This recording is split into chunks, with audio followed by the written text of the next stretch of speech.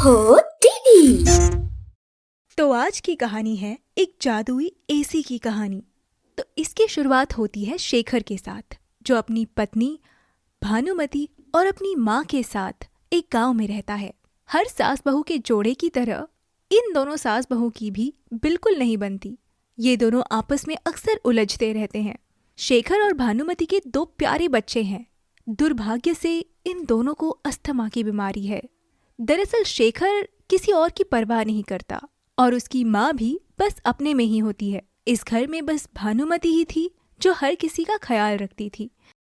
अरे बेटा सुनो, इस बार फसल अच्छी निकली है, अब सब बच्चों पे लुटा मत देना। ठीक है माँ। कि सुब्बा लक्ष्मी अपने छोटे बेटे से ज्यादा प्यार करती है। वो इस बात का ख्याल रखती है कि छोटे बेटे का कोई खर्चा ना हो और इसीलिए वो अपने बड़े बेटे शेखर के यहाँ रहती है। तो कुछ दिनों बाद बारिश के दिन बीत जाते हैं और सर्दियों के दिन शुरू हो जाते हैं। एक रात जब बच्चे सो रहे थे, अचानक ठंड की वजह से उन्हें अस्थमा का अटैक आ जाता है और उन्हें सांस लेने में तकलीफ होती है। क्या हुआ तुम्हें? अजी सुनते हैं, देखिए बच्चों को क्या हो रहा है। क्या हुआ है? जाओ मेरी माँ से पूछ लो। अरे ज्यादा घबराने की जरूरत नहीं है, कुछ नहीं होता ऐसे बच्चों को। इतना नाजुक बनाने की कोई जरूरत नहीं है, सो जाओ। और फिर सांस जाकर सो जाती है। वहीं भानुमति देवी के पास जाकर प्रार्थना करती है, माँ मेरे बच्चों की रक्षा करे माँ, देखिए ना उन्हें क्या हो गया है। अगर ऐसा ही चलता रहा तो कहीं कुछ गलत ना हो जाए। माँ बच्चों की रक्षा करना माँ, मैं कल ही मंदिर आ जाऊंगी। कि बच्चे किसी तरह सो जाते हैं, मगर उनकी माँ को रात भर नींद नहीं आती। वो बार बार अपने बच्चों के पास जाकर ये तय करती है कि वो ठीक हैं। सुबह उठते ही वो नहा धो के सीधा मंदिर चली जाती है और देवी माँ से प्रार्थना करती है, माँ शेरा वाली, आपसे कुछ भी नहीं छिपा। मेरे बच्चों को अस्थमा है, उन्हें अस्थमा की वजह से बहुत तकलीफ होती है। मेरे घर में मेरी कोई मदद नहीं कर रहा, अब आप ही एक सहारा है। मेरे बच्चों की रक्षा करे माँ, कृपा करे माँ। वो जब प्रार्थना कर रही थी तो अचानक मूर्ति में से एक उजाला चमकता है और साक्षात माँ आती हैं। बेटी भानुमति, शांत हो जाओ बेटा। मैंने तुम्हारी भक्ति बचपन से देखी है। तुम्हें लगता है मैं तुम्हारी प्रार्थना नहीं सुनूंगी? मैंने तुम्हारी समस्या का समाधान पहले ही कर रखा है। तुम्हारे बच्चों को कोई तकलीफ नहीं होगी। अब तुम शांति से घर चली जाओ बेटी। ऐसा आशीर्वाद देकर माँ वापस चली जाती हैं। भानुमति रोज की तरह वापस आकर अपने घर के काम खत्म करती है। माँ जी आज तो बहुत ठंड है, बच्चे। अरे बहू, कुछ नहीं होगा बच्चों को, कोई इतने नजाकत से पालता है क्या अपने बच्चों को? सो जाओ। मगर उसे रात भर नींद नहीं आती। वो बच्चों के कमरे में जाकर देखती है तो पाती है कि उनका कमरा बहुत गर्म था।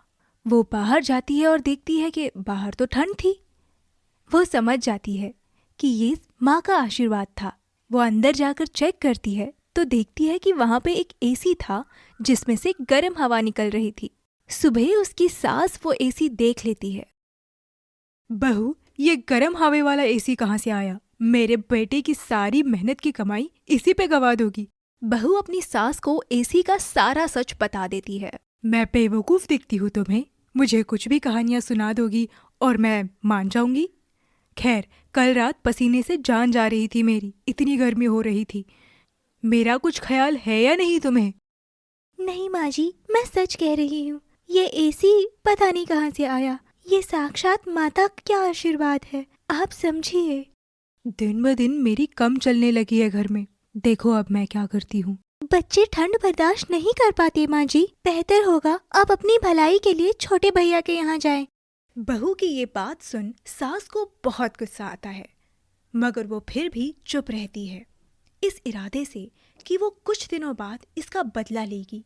यहाँ दूसरी ओर बच्चे आराम से सो रहे हैं क्योंकि अब उन्हें ठंड नहीं लगती। माँ, हम पठान मूवी देखने जा रहे हैं, आप भी चलो हमारे साथ। अरे इस उम्र में मैं पिक्चर देख के क्या करूँगी, तुम लोग ही हो आओ। जी मैंने खाना बना दिया है, आप खा लीजिएगा। और फिर सब लोग मूवी के लिए चले जाते हैं। वहीं दूसरी ओर सास एसी उठाकर अपने छोटे बेटे के यहाँ जाती है। बेटा श्याम, देखो मैं तुम्हारे लिए क्या तोहफा लाई हूँ। ये क्या है माँ? एसी ना हमारे घर में है ना, पर अभी विंटर में क्यों? तुम्हें तुम्हारी माँ इतनी बेवकूफ लगती है क्या? ये ऐसा वैसा एसी नहीं है, गर्म हवा छोड़ने वाला एसी है। हाँ, ये भी सही है। जब तक तुम्हारी माँ है तुम्हें कोई चिंता करने की जरूरत नहीं।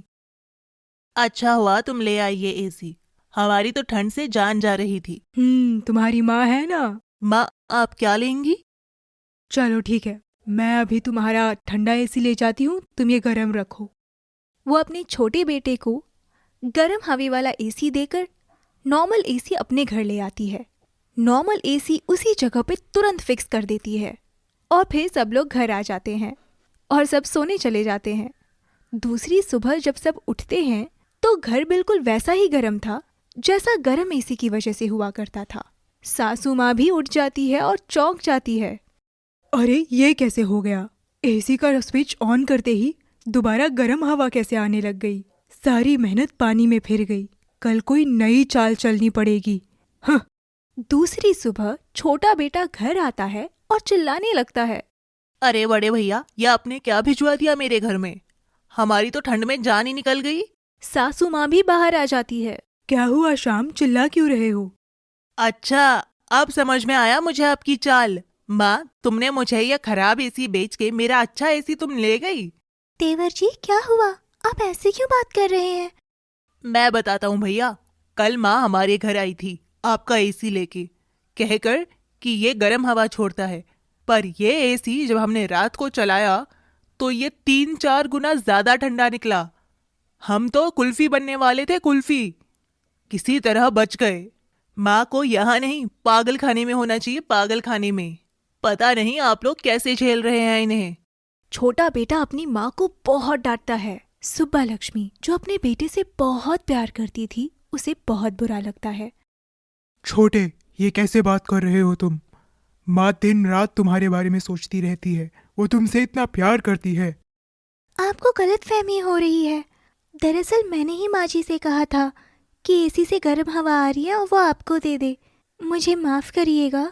भानुमती सारा इल्जाम अपने सर ले लेती है और तभी सुब्बा लक्ष्मी को ये समझ आता है कि उसकी बेटे और बहू कितने प्यारे हैं, वो उससे कितना प्यार करते हैं और सम्मान करते हैं। जादुई एसी की वजह से ये सारा सच बाहर आया और तब से सुब्बा लक्ष्मी अपने बड़े बेटे से बहुत प्यार करती है और अपनी बहू को भी उतना ही प्यार करती है। और इस तरह माँ के आशीर्वाद से ये सब खुशी खुशी रहने लगते हैं।